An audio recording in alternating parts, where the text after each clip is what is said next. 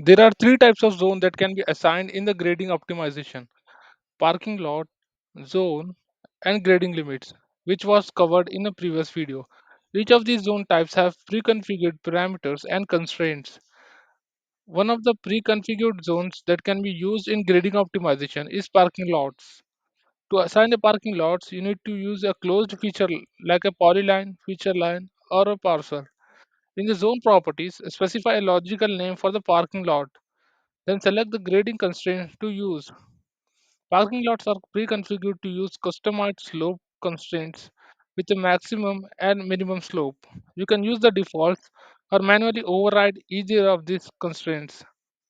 The parking lot slope constraint have priority over the grading limit slopes constraint if assigned in your grading optimization project. Parking lot zones will default with exclusive drainage and brake line enabled. Exclusive drainage only looks at the drain lines and low points within the zone, allowing the zone to drain independently of exterior grading influences. Enabling brake line will make the parking lot boundary a surface brake line in the optimized grading surface. By default, zones will follow the project's grading object but can be selectively disabled, and like other grading object you can use a color to assign so you know the grading object has been tagged. The standard zone grading object can be used for a number of purposes, including to model accessibility grades. For these zones, slope constraint can be assigned to satisfy accessibility requirement for your project. In the zone properties, toggle on customized slope constraints. Then specify a minimum drain slope and maximum grade slope for the zone. If your accessibility requirements call for a maximum slope of 2%, make sure to enter that into the design criteria. Some accessible zones may require ramps, in which case the ramp can be defined as a separate zone with aligned surface enabled. This will model the zone as a single plane and slope. Enter the depth of the material for the zone. Then choose which color you want to use. The accessible zone will appear under the zone nodes in the grading object browser. Other zone can be added to your grading project using different criteria.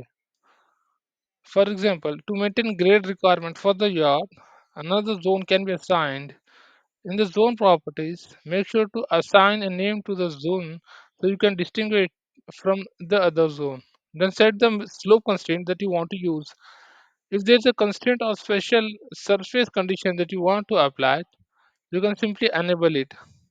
Set the color you want to assign to the grading object to ensure it has been properly tagged in the drawing. The new zone will appear at the bottom at the zone list and the grading object browser. To edit any of the zone that you have defined, simply select the zone in the grading. On grading projects, it is common that zones overlap or share a common boundary with other zones. In this situation, the zone with higher priority will override the lower priority zones. The zone priority is controlled in grading optimization in the grading browser. Zones higher are in the list have priority over those below them. To change the priority of a zone, simply drag it above or below the other zones. The zone priority can be only be changed here in the grading optimization and not in Civil 3D.